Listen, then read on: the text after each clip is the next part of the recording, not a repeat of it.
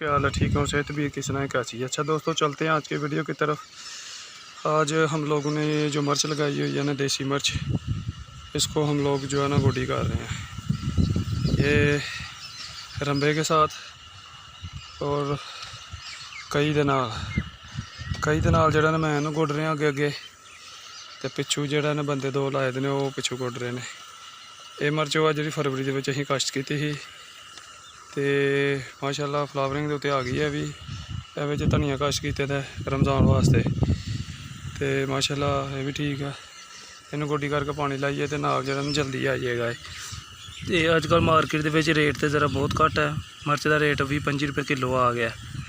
मंडी का रेट मंडी बहुत ज़्यादा डाउन हो गई है। डाउन इस वजह तो हो गई है कि हर बंदा जो जो कोई भी किसी भी किस्म की कोई चीज़ फसल होंगी है तो हर बंदा उस पासे पर तुर पैंदा।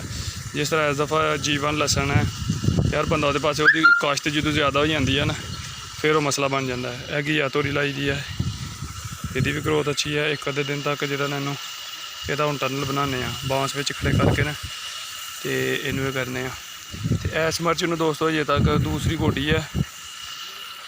इनू जरा खाद शायद कोई भी नहीं दी।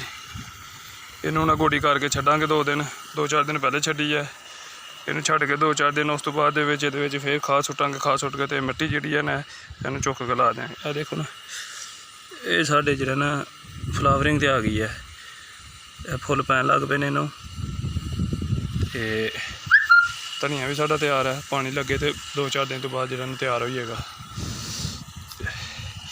मैं बस एक गल कराँगा कि तमाम दोस्तों अगे कि जो कोई भी चीज़ है ना, जो अं ओवर मुकदार ज़्यादा जो अं काश्त कर दें ना कि उस वजह तो फिर मंडी के रेट डाउन हो जाता। उन्हें इस दफ़ा जो ना मिर्च बहुत ही ज़्यादा काश्त हुई है, बहुत ही ज़्यादा काश्त हुई है, जिसकी वजह तो इस टाइम गोल्डन हार्ट है तो शहजादी है, चैंपियन जिन्नियां भी ने वरायटियाँ वो सब का रेट डाउन हो गया। तो डाउन होने रीज़न सिर्फ यही है कि मिर्च की काश्त यकदम जो ना बाजार के आ गई है।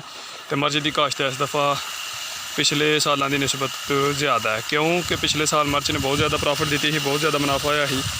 तो इस वजह तो है कि हर बंदा मिर्च वाले पासे तुर पे। जिस तरह हम जीवन लसन है, लसन वाले पासे तुर पे, लसन का रेट ठीक है। तो कोई भी चीज़ है ना उन्होंने मुकदार के किसी लिमिट तक जो रखा उन्होंने काश्त करा तो फिर वो ठीक होएगा। मंडी के रेट है अगू दुकान वाले जो ने फिर भी 70-80 रुपये किलो दे रहे हैं। मंडी के 20 रुपये किलो लैके भी नहीं कोई चुक रहा उन्होंने।